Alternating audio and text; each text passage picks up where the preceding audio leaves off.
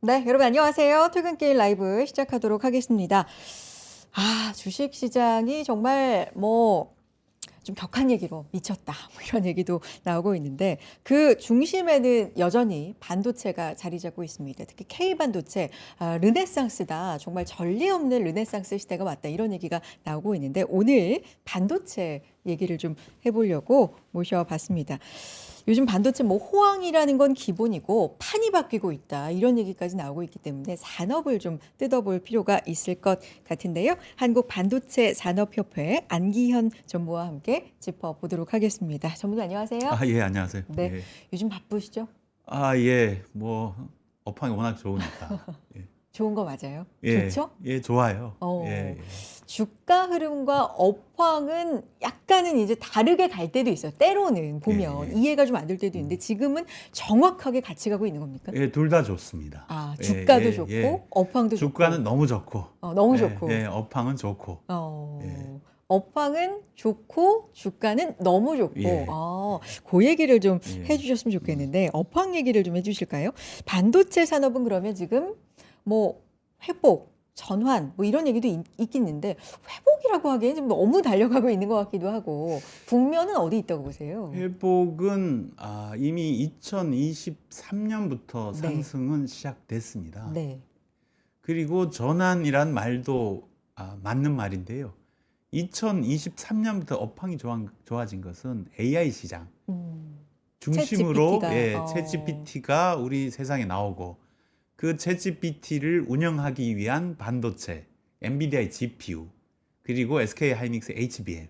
그러니까 2022년 11월에 챗GPT가 처음 나왔죠. 등장했고 나왔죠. 2023년에 본격적으로 좀 퍼졌기 때문에 예. 그걸 중심으로 예, HBM. 예. 네. 본격적으로 우리가 2023년 초부터 네. 2022년 말에 나왔지만 네. 우리가 사용한 것은 본격적으로 2023년 초부터 사용을 그렇죠. 했거든요. 그리고 빅테크 기업들이 투자를 하기 시작했습니다. 2023년 초부터. 그러면서 이제 엔비디아의 GPU. 사실 엔비디아의 GPU나 SK 하이닉스 HBM이 인공지능 용도는 아니었거든요. 그 전까지만 해도. 근데 인공지능 시장이라는 게 생겨서 거기에 투입이 된 거죠. 그래서 이 인공지능 반도체 중심으로 시장이 지금까지 흘러왔습니다. 그래서 새로운 시장이 열렸다고 보시면 되고요. 2023년부터는 반도체 시장에 새로운 인공지능이 들어와서 시장이 어떤 면에서는 양분화됐다. 2023년부터 AI 반도체 시장과 AI가 아닌 반도체 시장 양분해서 지금까지 온 겁니다. 근데 성장은 AI 반도체 시장이 계속 성장을 했고요. AI 반도체 아닌 시장은 그동안 계속 정체돼 있었거든요. 지금은 함께 간다. 작년 연말부터 함께 가는 시장이 됐습니다. 전문님 말씀 듣고 좀 복기를 해보면 반도체가 언제부터 좋았을까를 생각을 해보면 한때는 HBM만 간다. 정확하게 얘기하면 하이닉스만 우리나라에서는 우리나라 국장 입장에서 보면 그래서 하이닉스가 이제 질주를 하던 때가 있었고 삼전은 그에 비해서 좀 못 따라가던 때가 있었는데 반도체 전반이 좋아지기 시작한 건 사실 레거시까지도 따라가면서 좋아지면서 가격이 오르고 이러면서 아니겠습니까?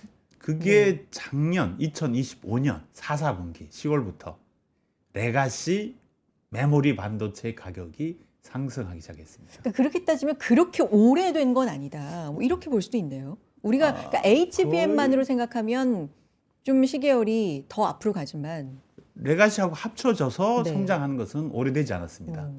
겨우 한 3달 됐죠. 그렇죠. 예, 3달 돼서 같이 성장하는 이 시대가 된 거고요. 그 전까지만 해도 HBM 중심으로 반도체가 성장을 했죠.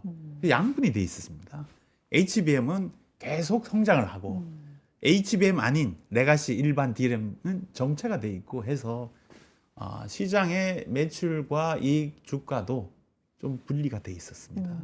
그래서 삼성전자 그동안 삼성전자 주식을 갖고 계신 분들은 좀 마음이 좀 아팠고 그 전까지는 그렇죠. SK 하이닉스 주식을 갖고 계신 분들은 기분이 좀 좋았고 괴리가 좀 컸어요. 지금 둘 다 좋습니다. 지금은 좋은 정도가 아니라 예, 예. 와 정말 사실은 지수가 오늘 코스피 5,084, 코스닥 1,082 그 중심에는 뭐 반도체 없이는 사실은 좀 힘들었잖아요. 제가 보니까 그렇게 네. 돼 있더라고요. 그쵸. 1등 워낙에. 삼성전자 네. 그 주가로 보면 2등 SK 하이닉스, 3등부터는 가격이 좀 많이 다르더라고요. 예. 그러니까 워낙에 이 반도체 투톱이 차지하는 비중이 예. 거의 뭐 30% 예. 이상 40% 육박하기 때문에 예. 사실 뭐 자연스러운 현상이라고도 볼 수 있는데 우리나라만 그런 게 아니라 올해 세계 반도체 매출이 1조 달러를 돌파한다라는 전망도 나오더라고요. 뭐 그렇게 전망하는 사람들도 있는데요. 원래 1조 달러가 2년 전에 전망할 때는 2030년이라고 했습니다. 지금 시장 전문기관이 전망하는 것은 2029년 또는 8년 이렇게 돼 있고요. 올해 연초부터 업황이 또 좋아요. 작년보다 훨씬 좋아졌습니다. 그래서 올해 전망은 한 8천억 불 한 중반, 9천억 불 아직 못 가는 걸로 전망은 하고 있는데요. 지금 1조 달러도 바라볼 수 있지 않나 이렇게 조심스럽게 전망을 합니다. 그러니까 1조 달러 돌파의 시기는 계속해서 말이 나오고 있었는데 그게 예. 점점 당겨지는 거예요. 당겨집니다. 업황이 좀 예, 좋아지고 예, 있다 예, 보니까. 예, 예. 그러니까 단순히 규모가 커졌다, 뭐 위상이 달라졌다 이런 질적인 부분도 좀 볼 수가 있잖아요. 예. 그 위상도 네. 중요해졌고요. 역시 AI가 AI가 거기에는, 세상에 네. AI를 움직이지 않습니까? 근데 AI를 움직이기 위해서는 AI 반도체가 반드시 필요하거든요. 그리고 그것 때문에 규모가 커졌습니다. 사실 1조 달러 얘기할 때는 AI 반도체 생각 못 했거든요. 근데 지금 AI 반도체가 들어왔기 때문에 1조 달러 달성하는 시기가 당겨질 거다. 이렇게 전망은 하고 있죠. 그래서 이제 전무님에게 이 질문을 드리면 이게 사실 약간 온도차가 있는 것 같아요. 왜냐하면 AI 거품론에 대한 얘기를 좀 드리고 싶은데 사실 제가 2025년 마무리하고 2026년 시작하는 그 어떤 2026년 증시 전망에 대한 특집 방송을 시리즈로 진행할 때만 해도 그러니까 사실은 그렇게 오래 안 됐거든요. 한 달도 안 된 그 시점에는 AI 거품론에 대한 얘기가 뭐 시장에서 핫 이슈였던 나름 얘기였어요. 근데 요즘은 AI 거품론 얘기가 어느새 약간은 우리 시장하고는 좀 거리가 먼 옛날 얘기처럼 돼버렸거든요. 근데 이게 미국 시장하고는 또 우리하고는 약간은 또 괴리가 좀 있는 것 같아서 미국은 이제 곧 또 실적 발표 시즌이 본격적으로 시작이 되는데 거품인가 아닌가 여전히 약간은 좀 날카로운 눈빛으로 보려는 눈빛들도 좀 있더라고요. 그렇게 얘기가 네. 나올 수 있습니다. 왜냐하면 지금 AI 사업을 하는 기업들은 미국의 빅테크 기업들이지 않습니까? 돈이 현금이 풍부하고 아니, 오픈 네, AI 그쵸. 그리고 구글, 메타, 아마존 그래서 데이터 센터를 갖고 있고 데이터 센터를 통해서 서비스를 해줘서 돈을 버는 기업들인데요. 그리고 그 데이터 센터에 들어가는 것은 반도체 기업에 공급하잖아요. 근데 이제 문제로 지적하는 사람들은 돈을 못 번다. 많이 투자를 하지만 돈을 못 번다. 뭐 계속 그래서 나오던 거품이 얘기죠. 아니냐. 네. 돈을 못 버는데 주가는 많이 올라갔다. 그래서 주가가 한번 떨어지지 않겠냐. 이게 거품론이거든요. 그렇다 하더라도 반도체 투자는 계속 할 것 같습니다. 왜? 반도체 투자를 계속해야 그 AI 산업의 주도권을 가질 수 있습니다. 그래서 반도체 AI 특히 AI 반도체는 거품은 없을 것이다. 단 AI 기업들은 AI를 하는 빅테크 기업들은 조정이 있을 수는 있다. 그렇다 하더라도 이 AI 기업이 미국만 있는 거 아니지 않습니까? 중국도 있고 전 세계가 AI를 하고 싶어 하니까 반도체 자체로 보면 전 세계로 그 시장이 넓어진다. 그리고 미국의 빅테크 기업의 수요가 떨어진다 하더라도 반도체 AI 반도체가 갈 곳은 많다. 이렇게 보고 있습니다. 그러니까 반도체에 대한 투자가 줄거나 뭐 이럴 것 같진 않다. 예. 근데 지금 보면 미국 시장도 뭐 어떤 엄청난 조정을 겪는 건 아닌데 우리 시장에 대비하면 약간은 좀 밋밋한 흐름을 보이고 있어서 K 반도체, K 시장과 살짝 글로벌과의 좀 차별점도 있는 것 같고 이 반도체 업황으로 보자면 이 온도차를 어떻게 전무님은 좀 해석을 하고 계십니까? 이제 우리는 그동안 AI 시장이 AI 반도체 시장이 계속 커왔는데 사실은 주가가 많이 안 올라왔잖아요. HBM 한 회사만 올랐지 나머지 회사 안 올랐습니다. 그리고 미국은 반도체를 하는 회사는 많이 올랐어요. 엔비디아, 브로드컴 그리고 마이크론도 많이 올랐죠. 근데 AI를 하는 회사들은 그 전에 이미 올랐거든요. AI 하는 회사, 빅테크 기업들은. 그래서 빅테크 기업들이 그동안 많이 올라서 조정을 당하는 거 아니냐. 근데 AI 반도체를 하는 곳은 그렇지 않다고 봅니다. 예, 그렇지 않다고 봅니다. 그리고 엔비디아가 그동안 많이 올랐잖아요.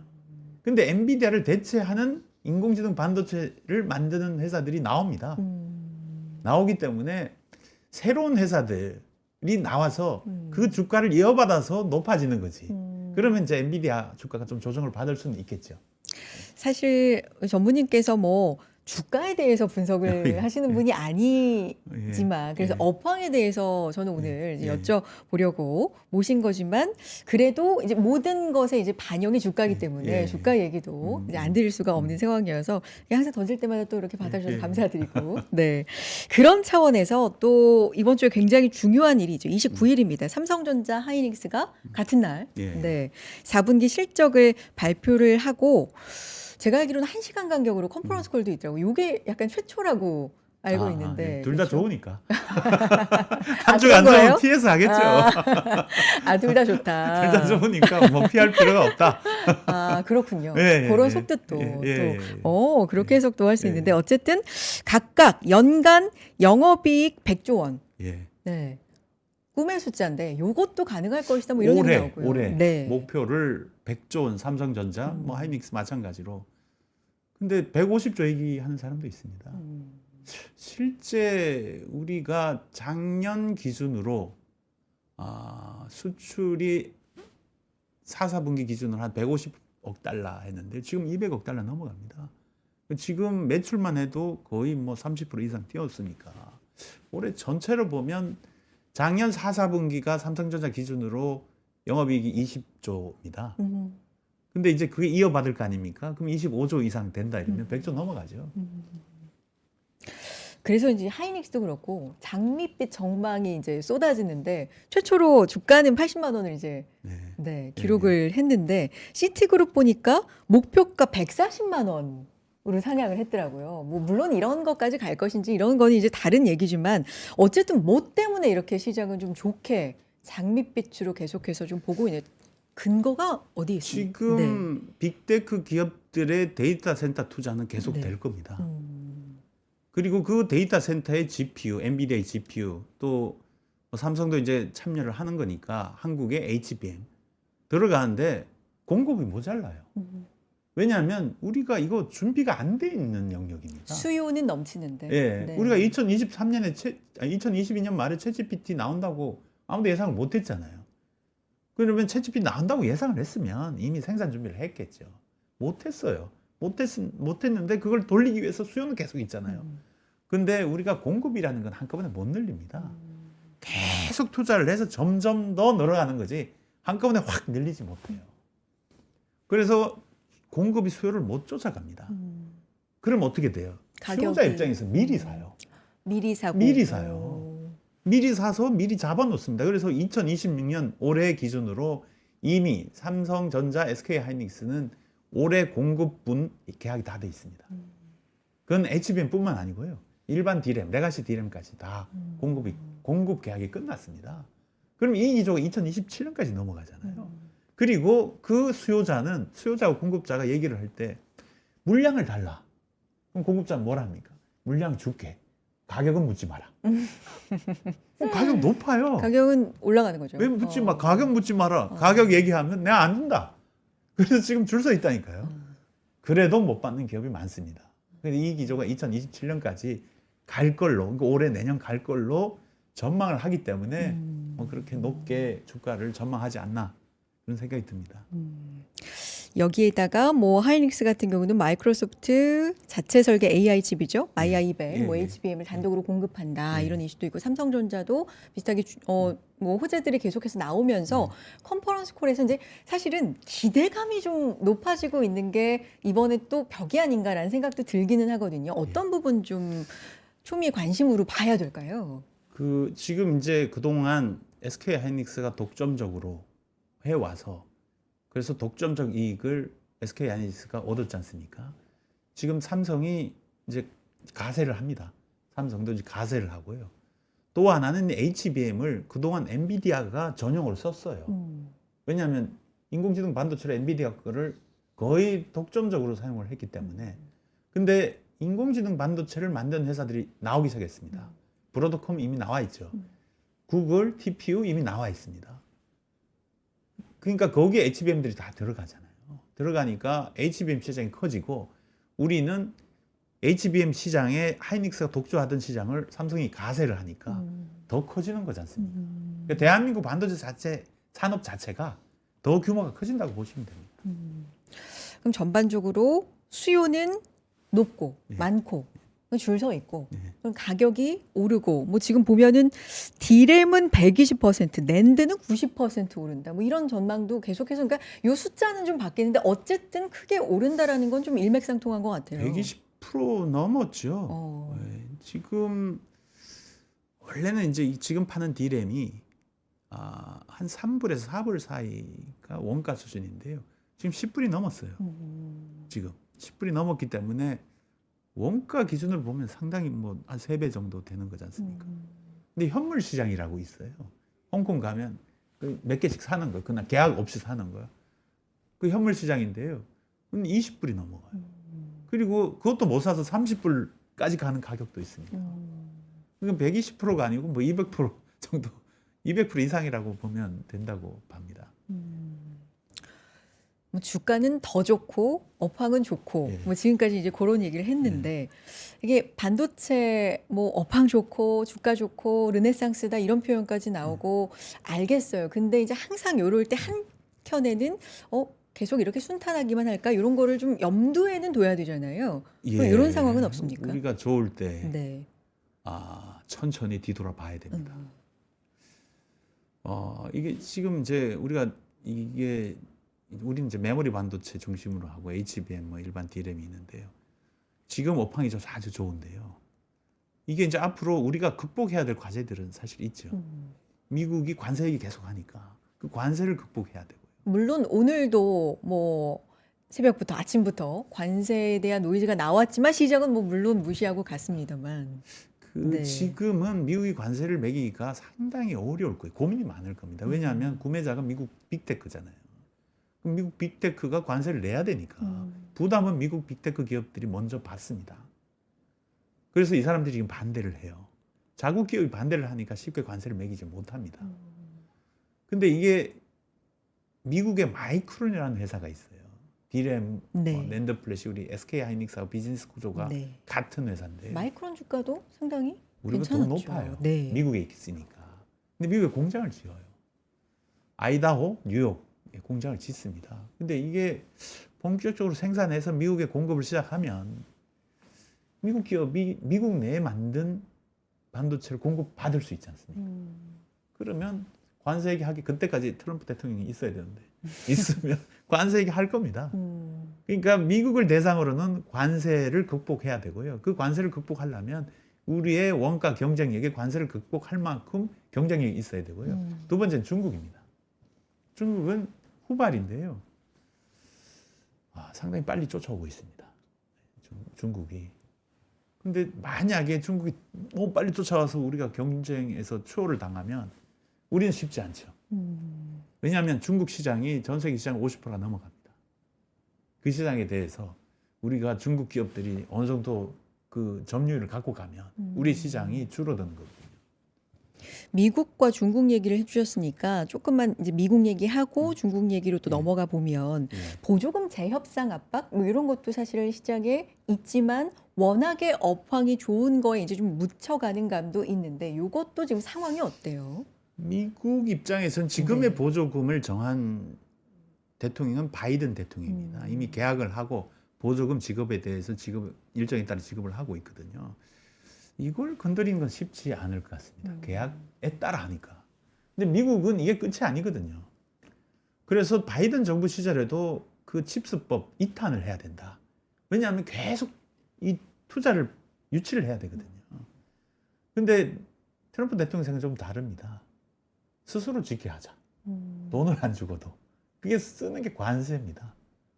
그래서 그런 거에 대한 투자에 대한 미국의 공장을 짓는 유치를 하는 그 목표는 계속 가져갈 거고요. 방법은 좀 다를 거다. 그래서 지원금에 대한 협상보다는 관세를 통해서 스스로 짓게 하는 방법을 택해서 갈 거다. 이렇게 전망은 합니다. 근데 이제 이미 현지에 천문학적인 투자를 했는데 만약에 지금 전무님은 가능성이 크지 않다고 하시지만 보조금에 대한 노이즈가 또 이제 계속 나올 경우에는 이런 부분에 대해서는 기업들도 리스크 측면에서는 좀 생각을 하고 있을까요? 있겠죠. 네. 왜냐하면 투자 계획과 보조금 지급은 관계가 그러니까 연결이 돼 있습니다. 그럼 보조금 지급을 끊거나 줄이거나 하면 투자 계획도 줄여야죠, 사실. 그게 계약 관계로 엮여 있기 때문에요. 그래서 기업도 그런 고민할 겁니다. 아, 이거 지원금 끊기면 투자 계속 해야 되나? 이런 고민할 겁니다. 이 협회 차원이니까 예. 이제 뭐 정부에도 조언을 예. 가끔 하시고 기업들한테도 하시는데 어떤 식으로 지금은 얘기가 좀 오고 가고 있어요? 어떤 조언을 주시나요? 정부에는 미국하고 협상 좀 잘해 주십시오. 그건 너무나 당연히. 예. 아니 그 얘기밖에 뭐 할 수 있는 어, 얘기가 어. 별로 없습니다. 뭐 구체적으로는 정부가 워낙 뭐 잘 잡고 구체적으로 얘기를 하고 있기 때문에. 그래서 뭐 우리 어떤 나라든 산업적인 측면에서 보면 관계가 좋아야 되거든요. 예. 뭐 정치적으로 관계가 좋아야 산업도 잘 연결이 됩니다. 잘 풀릴 수가 있다. 예. 우리 네. 경험을 했지 않습니까? 2019년에 우리 일본 수출 규제 정치적 문제로 수출 규제를 당한 거잖아요. 그런 일이 발생하면 안 된다. 그래서 국가 간 외교는 잘 했으면 좋겠다. 그리고 기업 입장에서 보면 기업은 의견을 내기가 어렵습니다. 직접적 이해 당사자이기 때문에 기업은 어렵고요. 대신에 이건 국가 간의 경쟁이잖아요. 국가 간의 경쟁은 반드시 경쟁력이 필요합니다. 그래서 기업은 그 경쟁을 잃지 않도록 해야 되고요. 경쟁을 잃지 않기 위해서 뭘 해야 되느냐라는 소통을 계속합니다. 그래서 받아서 저희가 이제 정부도 얘기하고 국회도 얘기하고 그런 활동들을 하고 있죠. 그러니까 아까 중국 말씀해 주셨으니까 많이 정말 올라왔다. 이게 이제 체감을 못 하겠어서 어느 정도 수준이었는데 뭐 예를 들면 어떤 기업이 어느 정도까지 올라왔다 이런 설명을 좀 해주실 수 있을까요? 일단 이제 메모리 반도체로 보면 네. 메모리 반도체 시스템 구분해서 보겠습니다. 메모리 반도체는 크게 D램하고 그 뭐 인공지능 D램에 우리 인공지능 GPU에 쓰는 D램, HBM도 있고요. 그다음 CPU에 쓰는 DDR4, 5도 있습니다.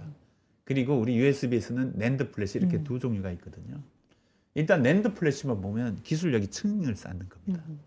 근데 우리가 한 320단 정도 쌓아요. 중국은 한 300단 정도 쌓습니다. 그래서 그걸 시간으로 바꾸면 한 1년 정도 또는 거의 같아. 경쟁력 차이가 없다. 낸드 그러니까 플래시. 320단을 쌓는 것과 300단을 300단. 쌓는 예, 게 예. 이제 거의 예, 비슷하다. 동등해졌다. 낸드 플래시 기술은 비슷하다. 근데 이제 D램 영역으로 오면 이건 좀 어려워요. 네. 왜냐하면 이건 성능이 굉장히 중요합니다. 뭐가 성능, 중요해요? 성능. 아, 성능. 왜냐하면 CPU나 GPU는 성능이 중요하잖아요. 빨리 해야 되니까. 그럼 그 CPU나 GPU하고 같이 일하는 D램도 성능이 좋아야 돼요. 일단 D램 기준으로 D램 기준의 DDR5가 최고 성능을 가지고 있는 D램인데요. 중국의 CXMT라는 회사가 만들어서 팔고는 있습니다. 근데 이제 성능이 우리보다 좀 떨어지죠. 떨어지니까 요거는 한 3년 차이가 있다라고 얘기합니다. 그리고 HBM은 한 5년 차이가 있다 이렇게 얘기하고요. 시스템 반도체 제조 영역으로 가면 우리 삼성전자가 전 세계에서 가장 TSMC하고 2강인데요. 2강인데 요거는 우리가 2나노를 갖고 제조를 합니다. 근데 SMIC라는 중국 시스템 반도체 제조업체는 미국이 규제를 하는데 규제하는 그 이 정도가 기준이 14나노예요. 그럼에도 불구하고 열심히 해서 7나노를 하고 있습니다. 우리는 2나노, 중국은 7나노 이렇게 네. 생각하시면 됩니다. 그것도 그 기간은 한 5년 정도 보시면 돼요. 근데 속도가 빨라요. 우리를 쫓아오는 속도가. 그러니까 시간이 가면 갈수록 점점 더 가까워진다는 겁니다. 그리고 이제 인공지능 반도체나 뭐 이런 것처럼 이제 시스템 반도체 영역으로 가면 엔비디아나 뭐 브로드컴 같은 영역으로 가면 중국 기업들이 잘합니다. 예, 거긴 시장이니까. 우리보다 좋은 조건을 가졌어요. 우리는 시장이 아니거든요. 중국은 시장이니까 시장이란 뜻은? 사는 네. 반도체 기업과 반도체가 필요한 기업이 네. 같이 있다. 우리나라는 반도체 기업은 있는데 반도체가 필요한 기업은 있긴 하지만 소량이니까 시장이 아니다. 중국이 갖고 있는 장점은 시장을 갖고 있다는 장점이고요. 반도체, 특히 시스템 반도체 영역으로 가면 그걸 필요로 하는 기업이 있기 때문에 개발도 쉽고요. 또 쉽게 팔 수도 있어요. 그런 장점을 갖고 있습니다. 그러니까 아직은 좀 동일하게 거의 따라온 부분도 있고 좀 5년 정도 차이가 나기도 하지만 이 속도 면에서는 상당히 좀 빠르다. 중국의 속도는 굉장히 빠릅니다. 특히 이제 장비나 소재, 특히 장비는 미국이 중국의 반도체 산업을 규제할 때 사용하는 방법은 장비예요. 장비를 안 주면 제조 시설이 안 되잖아요. 그래서 그걸로 규제를 하는데 그걸 극복하기 위해서 장비를 스스로 개발합니다. 개발해서 잘해요. 제가 보기에는 우리나라보다 잘하는 것 같아요. 미국, 일본보다는 떨어지는데 우리보다는 잘하는 것 같습니다. 그런 부분은 어떻게 뭐 직접 방문하셔서도 느끼는 거고. 네, 방문하고 뉴스 듣고 그리고 1년에 한 번씩 중국의 반도체 소재 장비 전시회를 합니다. 세미콘 차이나라고 이번에 3월 달에 하는데요. 가면 직접 보거든요. 보면 대단하다. 그러니까 그게 다 속도입니다. 5년 전에는 우리보다 못했겠죠. 그럼 지금 우리랑 같아졌어요. 어떤 면에서 우리가 앞서 있지 않을까? 이런 생각까지 할 정도로 잘합니다. 그러니까 중국이 갖고 있는 장점은 속도가 빠르다. 그리고 시장으로 연결돼 있다, 안에서. 이게 갖고 있는 장점입니다. 우리가 이거 좀 잘 봐야 돼요. 우리 반도체 산업이 지금 좋은데 이 좋은 반도체 산업이 계속 가야 될 거 아닙니까? 그럼 국제 경쟁이에요, 반도체는. 국제 경쟁에서 이겨야 되잖아요. 근데 경쟁자를 항상 봐야 된다는 거죠. 우리 혼자 싸우는 건 아니잖아요. 가서 같이 싸워야 되는데 경쟁자가 우리보다 앞서 있으면 우린 죽어요. 뭐 얼마 전에 이재용 회장도 위기 넘기고 좀 좋다 그래서 방심할 땐 아니다라는 뭐 그런 취지의 말을 했다고 하는데 어쨌든 지금 업황도 좋고 다 좋고 그걸 뭐 즐기지만 요 안에서도 바짝 쫓아오고 있거나 아니면 앞에 좀 쌓여 있는 이런 부분들을 분명히 보고 가야 된다라는 말씀을 하시는 것 같은데 그게 하나가 이제 중국. 여유가 있을 때 준비를 잘해야 된다. 여유가 없으면 준비도 안 돼요. 지금 우리가 여유가 있을 때거든요. 준비를 잘해야 됩니다. 그 소재, 뭐 부품 이런 소부장 얘기를 잠깐 꺼내 주셔서 사실 전반적으로 좋을 때 대기업 위주로 좋은 거, 뭐 주식으로 봐도 마찬가지입니다. 큰 기업들 위주로 끌어주고 지수도 가고 좋은데 요 낙수 효과라고 하잖아요. 요 밑에 이제 소재, 부품, 장비 물론 주가 괜찮습니다만 조금 더 실제로 업황까지도 더 삼성전자, 하이닉스만 좋은 게 아니라 전반적으로 낙수 효과가 아주 온기가 퍼지고 있다라는 흐름들 뭐 여기에서는 현장에서는 좀 어떻게 보세요? 온기가 퍼지고 있습니다. 그래요. 이미. 그 장비 소재는 반도체 제조 시설을 만들 때 들어가는 게 장비잖아요. 그리고 반도체를 만들 때 장비가 운영될 때 들어가는 게 소재예요. 근데 이제 이 반도체 제조 업체는 업황이 안 좋으면 돈이 없지 않습니까? 그 투자를 안 해요. 그럼 장비 업체가 안 좋습니다. 돈이 없으니까 못 사잖아요. 그리고 업황이 안 좋으면 가동률도 낮춰요. 그럼 소재 업체가 100을 가동률을 보낼 때하고 80으로 보낼 때는 20만큼은 사용을 안 하잖아요, 소재를. 소재업도 안 좋아요. 그래서 업황이 좋을 때는 사야 돼요. 반도체는 특징이 다른 산업하고 좀 다른 게요. 계속 투자를 해야 돼요. 투자가 끊기면 그만 멈춥니다. 계속 투자를 해야 되고요. 두 번째는 그 투자해서 생산하기 위해서 그 생산하는 기술을 계속 개발해야 돼요. 멈추면 안 돼요. 그리고 빨라야 돼요. 그러니까 회사는 투자를 계속 해야 되는데 업황이 안 좋으면 돈이 없어서 투자를 못 하니까. 그렇죠. 업황이 안 좋으면 우리 장비 업체, 소재 업체가 안 좋아요. 근데 지금은 업황이 좋잖아요. 돈이 많아요. 근데 공장 계속 지어야 돼. 지금 그래서 여유 있을 때 준비해야 되잖아요. 여유 있을 때 공장을 빨리 많이 지어야 돼. 그래서 지금 아주 좋아요. 막 주문이 밀려 있습니다. 그래요? 네. 그래서 지금 제가 주가를 보니까 소재 부품 장비 업체들이 저도 작년 말에 야 이거 좋아질 것 같다. 좀 빨리 알잖아요 제가.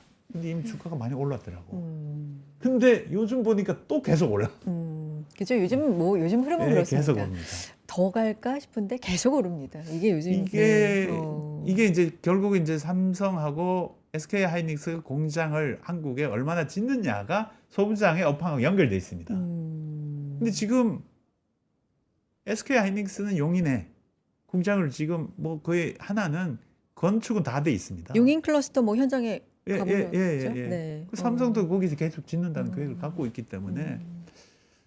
이 업황이 유지되는 한 우리나라 소부장도 좋다. 근데 이제 이 질문을 드릴 때 일각에서는 물론 뭐 제가 모든 그 목소리를 듣는 건 네, 아니지만 뭐 네, 기사를 통해서건 이렇게 볼 때 사실 그 중소 특히 소부장에서 이제 중소는 여전히 자금난이나 인력난이나 이런 게 좀 힘들다. 이런 분위기도 좀 읽히는 게 있어서 그건 좀 알고 있는 것과 다른가요? 자금난은 제가 뭐 크게 얘기 들은 건 없고요. 인력난은 있죠. 그래요. 인력난은. 왜냐하면 우리 소재부품 장비 업체들은 삼성하고 SK 하이닉스에 비교해서는 규모가 매우 작잖아요. 근데 다 같이 학교에서 반도체를 하겠다고 마음을 먹고 공부하는 학생들이에요. 근데 목표가 다 거기 가 있어요. 근데 재수까지 해요. 거기 가려고. 이게 교육까지도 이제 예. 이어지는 그러니까 거죠. 소제품 장비여서 작은데 내가 거기 가야 되나? 이런 고민들을 많이 했기 때문에 우리가 소제품 장비 업체들이 우수한 인재들을 우리가 채용하기는 학생들 이 인식 문제 때문에 쉽지는 않다 해요. 뭐 그럼에도 불구하고 우리나라 소재부품 장비 업체들이 업황 때문에 좋아졌고요. 기술력도 많이 올랐고 그래서 다른 산업보다는 좋습니다. 낙수 효과는 분명히 있다. 예. 앞으로도 그러면 꾸준히 반도체 업황이 좋은 한 이런 낙수 효과들은 좀 기대를 계속 해볼 있습니다. 만하다. 예, 그러니까 라고. 삼성 하이닉스가 좋으면 네. 우리나라 소부장도 같이 좋아져요. 그게 물론 시차는 좀 있고 정도의 차는 예, 있겠지만 분명히 효과는 있다. 그 현장에서의 어떤 규제라든가 정부의 정책이라든가 뭐 이런 부분에 대해서는 어떻게 보세요? 뭐 아쉬움이 뭐 요거 하나 해결되면 좋은 업황이 좀 더 좋아질 수 있겠다. 뭐 이런 부분이 혹시 있으실까요? 이게 이제 협회 차원의 뭐 하시는 말씀들이 또 있을 것 같고. 뭐 네. 협회 차원보다 제 개인적으로 그래요? 이건 논란이 좀 있는 얘기라서 네. 일반 뭐 환경이나 안전이나 뭐 이런 규제들은 기업도 대응을 열심히 하고요. 정부도 많이 도와줍니다. 근데 우리가 갖고 있는 숙제의 가장 큰 숙제는 우리 경쟁력입니다. 경쟁력. 글로벌 시장에서 갖고 있는 우리 경쟁력이고요. 반도체 경쟁력의 가장 큰 기준은 기술력과 생산력입니다. 그러니까 생산 규모죠. 기술력과 생산 규모인데요. 이 기술력에 있어서 가장 핵심이 되는 것은 인재들입니다. 그리고 인재들이 자기의 능력을 발휘할 수 있는 시간을 줘야 되거든요. 이게 이제 연구 시간입니다. 법상으로 보면 근로 시간. 그래서 우리가 계속 논의를 지금까지 논쟁을 한 게 주당 근로 시간 52시간을 제한해 놓은 거예요. 근데 저는 우리 젊은 인재들한테 기회를 줘야 된다고 보거든요. 행복하게 살고 건강하게 사는 것 뭐 좋죠.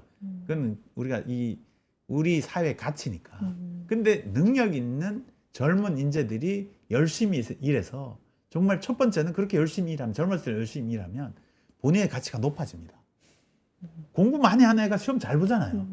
연구 개발은 공부하는 거랑 똑같습니다. 연구 개발 많이 하면 자기의 가치가 높아져요. 경험의 그 가치가. 그 두 번째는 그래서 그 열심히 하는 성과가 있다면 그 사람 부자 되게 만들어줘야 돼요. 그래서 그 부자 되게 만드는 걸 보여주면 젊은 사람들이 반도체 와서 일하자고 줄을 서 있습니다. 그게 중국이에요. 중국은 의대 안 갑니다. 반도체 전공한다고요. 공부를 해요. 그 반도체 기업 오면 부자 돼요. 그래서 의대보다 반도체를 더 선호한다. 오늘 말씀 나누다 보면 이렇게 교육과 관련된 얘기로 조금씩 번지는 감이 있는데 어떤 말씀인지 충분히 알 것 같습니다. 그 아까 반도체, 특히 메모리 반도체 뭐 수요, 공급 이런 부분 줄 서 있고 부족하고 가격 오르고 이런 부분이 있다 보니까 최근에 이런 얘기가 나와요. 차량용 반도체 가격도 상승하고 이것도 부족하고 왜냐하면 최근에는 이제 전통적으로 반도체가 들어가는 부분 그것 플러스 새로운 부분의 반도체가 엄청나게 필요하다는 거잖아요. 그게 이제 또 차기도 하고 이 부분도 좀 추후도 지금도 이슈가 되고 있긴 하지만 추후에도 좀 될 수 있을까요? 어떻게 보세요? 지금 차량용 반도체, 그러니까 레가시 반도체들이죠. 그렇죠.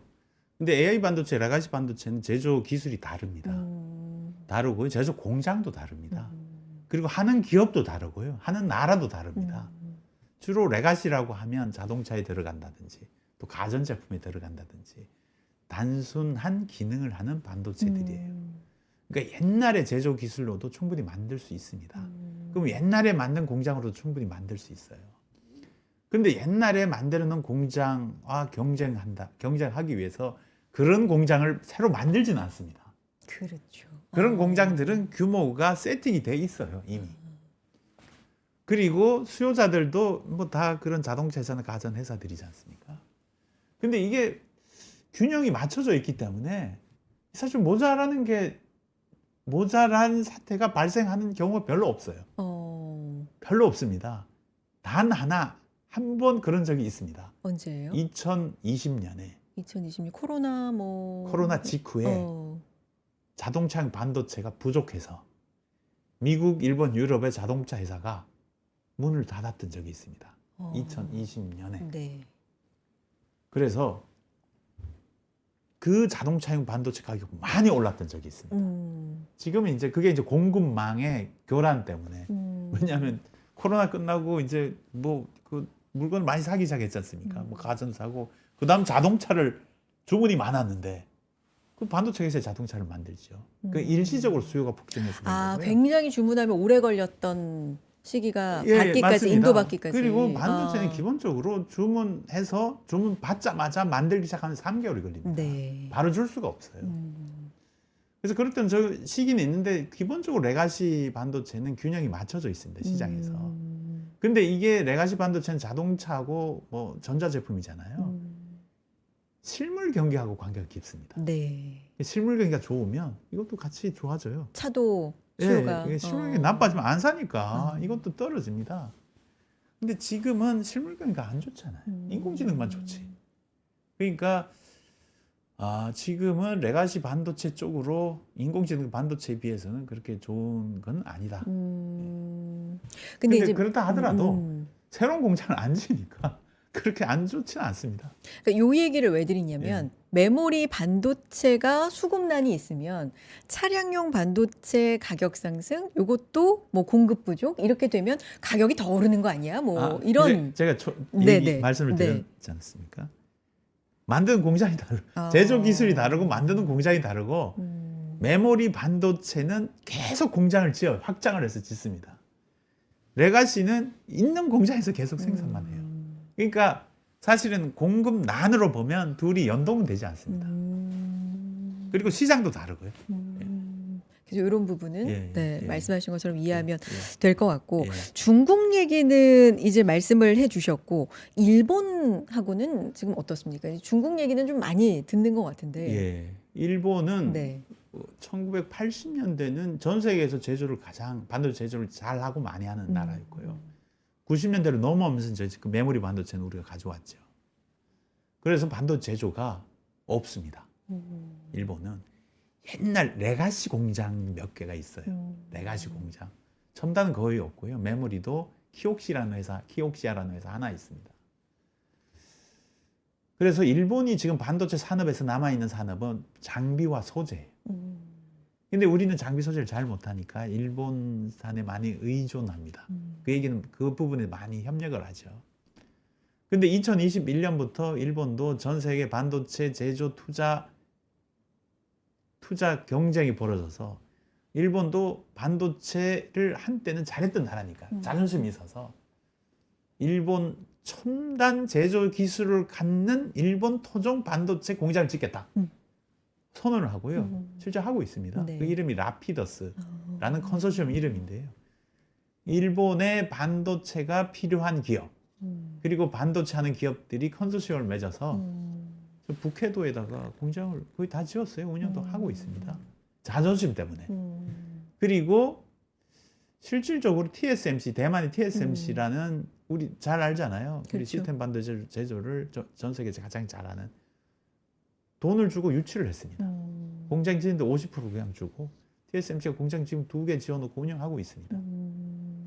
그래서 일본도 반도체 제조의 부활을 목표로 일본 정부가 투자 지원을 하고 있고요. 많이 하고 있습니다. 중국 짚었고 일본 짚었고 당연히 예. 지금 중간에 말씀 나왔던 대만 예. 안 살펴볼 수가 없는데 대만 상황은 대만은 시스템 반도체 제조를 전 세계에서 가장 잘 하고요. 익히 알고 있듯이 지금 현재 네. 시스템 반도체 제조 기준으로 보면 전 세계 70%를 대만이 생산합니다. 음. 그 리스크가 높잖아요. 그래서 미국이 인공지능 반도체 시대가 되면서 대만에 의존하면 위험하다. 특히 자동차 산업 이런 데는 위험하다. 그래서 지금 TSMC에서 얘기해서 TSMC가 지금 공장을 1공장 다 지어서 운영하고 있고 2공장 짓고 있고 전체 6개까지 짓고 짓는 계획을 갖고 있죠. 리스크를 줄이려고. 그리고 중국 배가 그 대만 해고 왔다 갔다 하니까 혹시 가다가 방향처럼 쑥 가면 큰일 납니다. 그래서 리스크를 방지하는 차원에서 미국이 대만 TSMC에 미국의 공장을 지어라 해서 짓고는 있습니다. 근데 대만이 그렇게 되면 다 이전을 하는 결과가 되잖아요. 그렇죠. 같이 짓습니다. 미국도 짓고 대만도 짓고. 그래서 대만의 이 중국에 대한 리스크를 최소화시키고 미국은 또 대만이 갖고 있는 리스크를 최소화시키고 각국의 리스크를 최소화하는 쪽으로 TSMC가 양국의 공장을 짓고 있습니다.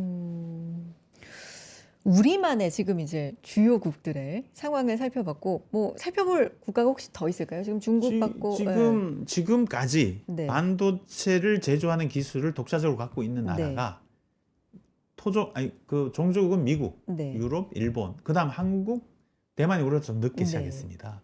그래서 그 나라들이었고요. 중국이 좀 후발로 들어왔고. 근데 지금은 전 세계가 반도체 하겠다고 그러니까요. 야단입니다. 인도, 베트남. 그러게 인도 얘기가 좀 있어요. 반도체 거점으로 좀 빠르게 부상하고 있는 분위기가 약간씩 있는 것 같은데. 인도는 네. 외교적으로도 상당히 중요한 나라지 않습니까? 인구도 또 많아요. 그 시장입니다. 전자제품의 시장입니다. 그리고 그 인도 총리가 반도체 관심이 많아요.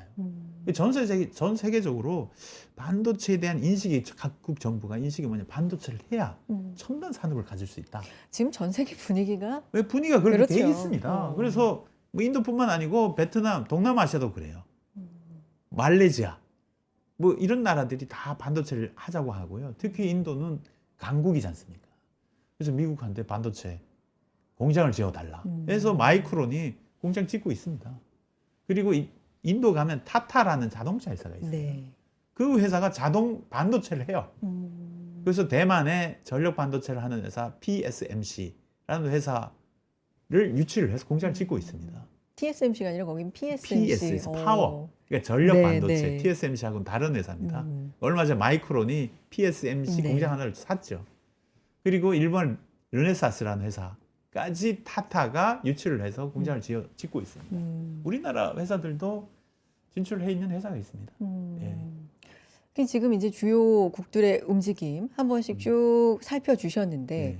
이 속에서 우리가 가진 이제 위치와 강점 그리고 뭐 좀 대비해야 될 상황들 이런 네. 걸 또 살펴볼 필요가 있을 것 같아요. 그 반도체 제조 기술, 메모리 기술을 포함해서 반도체 제조 기술, 우리 제조 기술의 강국인데요. 제조 기술은 그 스펙트럼이 넓어요. 30년 전에 제조 기술도 아주 씁니다.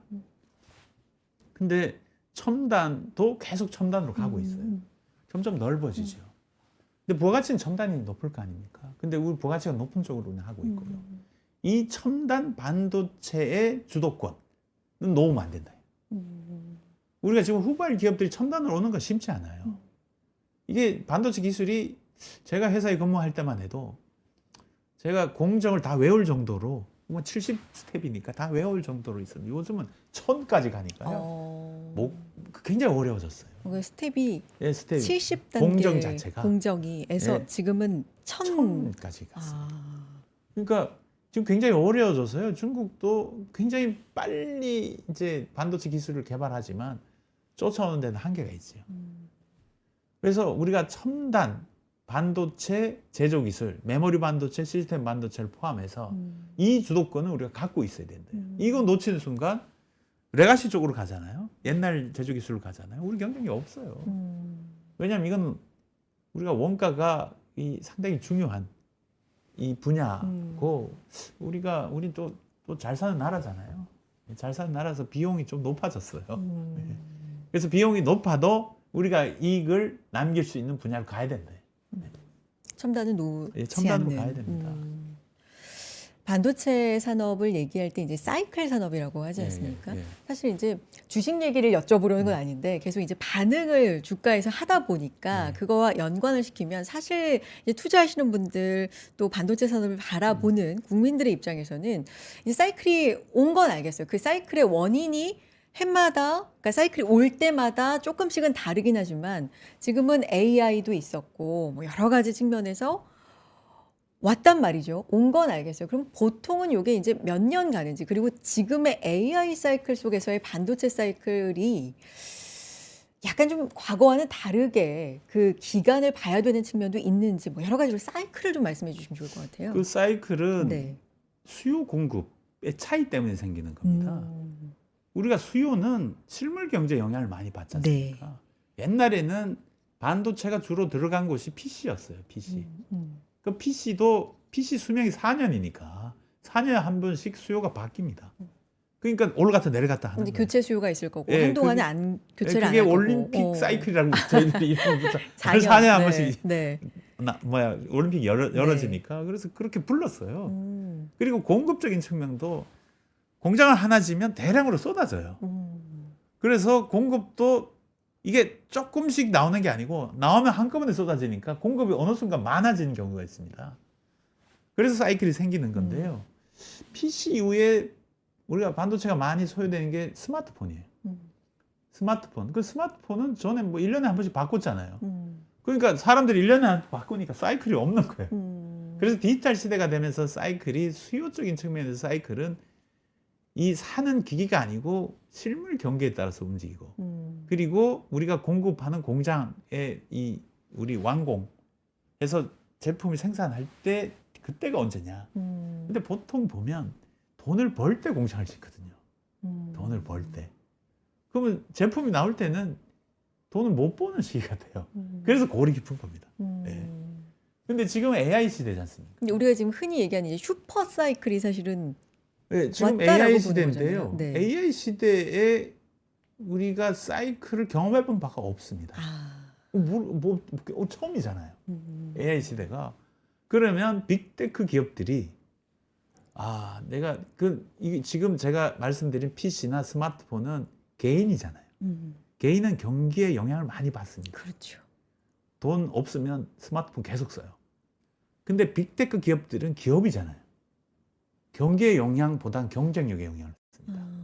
이 사람들의 사이클이 특별한 경우에는 이 변동치기를 많이 안 하려고 합니다. 경쟁사가 사면 나도 사야 돼요. 그걸로 서버를 데이터 센터를 만들어야 됩니다. 그래서 이게 앞으로 사이클이 어떻게 전개될지는 잘 모르겠고요. 두 그러니까 번째는 처음 겪어보는 거다. 예, 처음 겪어보는데 저는 이 사이클이 공급자가 사이클을 주도한다라고 볼 수 있어요. 그동안은 주로 수요 시장에서 주도를 했고요. 공급자가 그 가세를 했는데요. 앞으로는 공급자가 주도하지 않을까 이런 생각이 듭니다. 예, 공급자가 지금 삼성전자, SK하이닉스, 미국의 마이크론, 메모리 입장에서 보면 중국의 CXMT, YMTC 이런 회사들이 공장을 경쟁적으로 지어요. 짓기 때문에 이게 어느 순간 시장에서 공급이 많아진다. 이런 느낌을 받을 수 있습니다. 집값하고 똑같습니다. 집값이 어느 개발을 해서 아파트가 많이 생긴다 이러면 기다려야 안 사요. 그것처럼 공급자의 공급량이 사이클이 될 수도 있다. 그러니까 AI가 묻어버린 슈퍼 사이클은 네. 사실은 처음이다 보니까 예. 이게 몇 년이 갈 것인가는 과거에 데이터가 없으니까 네. 예측이 좀 힘들지만 하나 공급자가 좀 예. 결정하는 사이클이 될 것이다. 그러면 지금 예측으로는 지금 뭐 이렇게 짓고 있고 공장을 뭐 이런 상황으로 봤을 때는 보통 한 2, 3년 얘기를 하잖아요. 그것보다는 길다 짧다로 보면 길다. 더 길다. 예, 그것보다는 길다. 시장의 수요는 견조하게 갈 것이다. 왜냐하면 이건 AI 분야고 그 반도체를 사는 기업들이 주로 빅테크 기업들이니까. 그러니까 그 사람들이 돈이 없다고 안 사고 그러지는 않을 거다. 업황에 따라 사고 안 사고를 안 할 것이다. 네. 그 슈퍼사이클이 2025년에 왔다고 가정을 한다면, 예. 네. 그러니까 사실은 그러면 2025년에 왔죠. 네. 2025년 하반기부터 출발을 한 겁니다. 그럼 그걸로 계산을 한다면 2028년 이후 그러니까 최소? 지금 네. 전문가들 얘기는 2027년까지는 이 기조로 갈 것이다. 2028년은 전망을 못 해요, 사실. 적어도 예. 2027년 사실 그렇게 오래 남지 않았는데. 근데 사이클이 뭐 2년 그러니까. 단위로 이렇게 하니까. 예. 근데 저도 뭐 옛날부터 전망은 많이 해봤는데요. 전망보다 빨리 오더라고요. 올라가는 것도 빨리 오고 내려가는 것도 빨리 와요. 그래서 2028년을 전망하기 어렵습니다. 어쨌든 대부분은 2027년, 전무님도 예, 예, 2027년까지는 예, 예. 이어질 거라고 예. 생각을 하시는 거고, 지금 요 사이클도 굉장히 예상보다는 좀 빠른 빨리 온 감인 거예요. 예. 보통은 어떻게 생각하셨어요? 사실 작년에 HBM은 굉장히 뭐 좀 일찍부터 하이닉스가 HBM 달렸었는데, 2023년부터 그렇죠. 왔으니까 네. 그 시장의 성장은 이미 투자하기가 끝났다. 왜냐면 많이 올랐기 때문에. 하이닉스 HBM 시작할 때 주가하고 HBM 하고 난 뒤에 주가는 많이 다릅니다. 지금은 거의 더 못해진 거죠. 근데 이 HBM에서 전체로 확산되는 게 언제냐? 이제 이거잖아요. 그렇죠. 근데 생각보다 빨리 와서 타이밍이 저도 좀 늦었죠. 조금 더 가서 올 것이다. 그러니까 어떻게 생각했냐면 HBM은 어차피 AI 시장이니까 AI 시장은 계속 갈 거다. 대신에 일반 반도체들은 업황이니까 네. 업황이 언제 좋아지느냐에 대한 문제니까 업황까지 기다렸는데 이 업황이 문제가 아니고 공급 부족 사태 때문에 생긴 문제다. 네. 공급 부족 사태를 미리 예측을 했으면 미리 가서 샀겠죠. 뭐 그걸 다 아시면 그렇죠. 어쨌든 조금 사실 투자자분들이 뭐 지수도 그렇고 네. 반도체 슈퍼사이클 뭐 이런 것도 그렇고 상당히 예상보다 네. 강하다 뭐 이런 거는 많이들 네. 느끼고 계실 것 같습니다. 사실 이번 주에 이제 앞서서 질문을 좀 드렸습니다만 가장 시장의 초미의 관심사 중에 하나가 삼성전자 하이닉스의 실적 또 컨퍼런스 콜에서 나오는 이야기이기 때문에 혹시 이 부분을 좀 다시 한 번만 짚어주세요. 어떤 컨퍼런스 콜에서 얘기가 나오면 이 부분은 좀 주목해서 들을 만하다. 이번에 관전 포인트 뭐가 있을까요? SK 하이닉스는 HBM 고객을 늘렸다. 그리고 삼성전자는 HBM 본격적으로 사업을 시작한다. 예. 엔비디아의 예. 뭐 엔비디아, AMD 뭐 고객들이 둘 다 고객이니까 거기에 납품을 한다. 뭐 이런 얘기가 좀 관심을 둬야 되는 거 아닌가. 지금 거의 뭐 예상치, 전망치는 그냥 무난하게 이제 넘을 전문가에 알려진 것이다라는. 거고요. 예, 이게 이제 더 올라갈 거냐. 네. 사업의 확장. 네. 사업의 확장은 매출 이익이 확장되는 거잖아요. 사업의 확장이니까 SK 하이닉스는 엔비디아는 이제 고정이 돼 있으니까 다른 고객들을 또 확대를 해야 되니까 확장하려면 확대를 해야 되니까 삼성은 HBM 사업을 본격적으로 올해부터 시작을 해야 되니까 거기에 대한 얘기는 좀 귀 기울일 필요는 있지 않을까. 알겠습니다. 반도체 이제 국가 산업 관점에서 본다면 사실 2027년까지 정도를 말씀해 주셨기 때문에 보통 이제 우리가 향후 5년 뭐 이렇게 보잖아요. 향후 5년 동안에 좀 필요한 것들 혹은 굉장히 중요한 어떤 그런 부분들, 이 부분을 좀 정리하면서 마무리할까 합니다. 앞으로 네. 5년 뒤가 되면 네. 지금 그 추진하고 있는 반도체 공장, 제조 공장, 메모리 반도체 제조 공장 또는 TSMC, 삼성의 미국 공장 그리고 용인의 우리 공장 만드는 것들에 대한 추진 방향 그리고 공장이 들어설 겁니다. 그리고 SK 하이닉스 운영이 될 거고 그래서 5년 뒤가 되면 우리가 치열한 경쟁 속에 짓고 있는 공장들 간의 경쟁이에요. 똑같은 거 만드는 거잖아요. 네네. 미국의 마이크론 공장이나 한국의 SK하이닉스나 삼성의 메모리 공장 똑같은 거 만든다. 그러면 우리가 그 경쟁에서 이겨야 되잖아요. 중국은 우리를 다 따라왔을 거고. 그 경쟁에서 이겨야 되잖아요. 우리의 경쟁력의 준비를 5년 동안 해야 됩니다. 우리는 지금까지 혼자 뛰어서 온 거예요. 근데 지금은 혼자 뛰는 게 아닙니다. 선수들이 가세를 했어요. 미국, 중국 가세를 했습니다. 가세를 하면 뿌리쳐야 되잖아요. 그 뿌리쳐야 되는 게 우리의 숙제예요. 그게 기술력, 그리고 생산 규모, 그리고 타이밍입니다. 시간적으로 반도체는 남보다 빨리 달려서 빨리 가 있어야 돼요. 그래야 빨리 가 있어야 그 제품에 이 좋은 가격을 받고 좋은 가격을 받아야 이익이 높아져요. 이익이 높아져야 또 투자를 합니다. 투자의 선순환이 돼야 돼요. 선순환이 되는 회사가 가장 경쟁력이 있습니다. 근데 우리가 돈이 부족해서 투자를 못한다? 이러면 경쟁이 뚝 떨어집니다. 그리고 공장 짓다가 잠시 쉰다? 뚝 떨어져요. 그러니까 아까 말씀하신 반도체 산업은 특징이 투자도 계속돼야 되고 속도가 생명이고 기술 개발 속도, 네. 그리고 생산 규모에 대한 네. 지배력, 그리고 투자, 타이밍 이런 것들이 다 맞아야 되고요. 그게 이제 우리가 일본의 반도체 제조를 넘어설 수 있었던 요인 중에 가장 중요한 요인들입니다. 알겠습니다. 이제 주식 관점에서 네. 생각을 사실은 해보면 네. 전무님은 다시 한번 말씀드리면 주식 뭐 전망하시고 이런 분은 아닙니다만 네. 이제 모든 것들을 반영해서 주가에 반영이 되기 때문에 사실 하이닉스가 이제 80만 닉스가 됐고 일부 증권사에서는 뭐 140만 원 이렇게 부르고 있기 때문에 어떻게 보면 너무 비싼 거 아니야? 근데 그때가 저점이었어. 그때 살 거. 이제 이런 상황이란 말이죠. 그런데 한편으로는 업황에 굉장히 좋은 면. 하지만 또 이렇게 좋을 때 생각해 볼 만한 과제. 이런 것들을 좀 균형 있게 잡아주신 것 같아요. 하지만 업황은 당분간은 좋을 거다. 이렇게 좀 봐도 될까요? 그렇게 전망합니다. 지금 회사들은 뭐 누가 사러 와도 팔 게 없어서 못 팔거든요. 저한테 제가 부탁까지 받습니다. 그 정도예요. 예, 좀 메모리 좀 사달라고. 제가 뭐 사줄 재주가 없어서. 알겠습니다. 요게 또 힌트로 예. 된 것 같고요. 균형 있게 앞으로 우리 반도체 산업 뭐 지금은 굉장히 좋지만 주가도 그렇고요. 산업도 그렇고 그런데 앞으로 뭐 향후 2, 3년 그리고 5년 그 이상 다른 국가들과의 경쟁력에서 어떤 부분을 좀 갖춰야 되는지 오늘 전무님과 이야기를 나눠봤습니다. 오늘 여기까지 할까요? 네, 안견 한국반도체산업협회 전무님 함께했습니다. 안견 전무님 고맙습니다. 예, 감사합니다.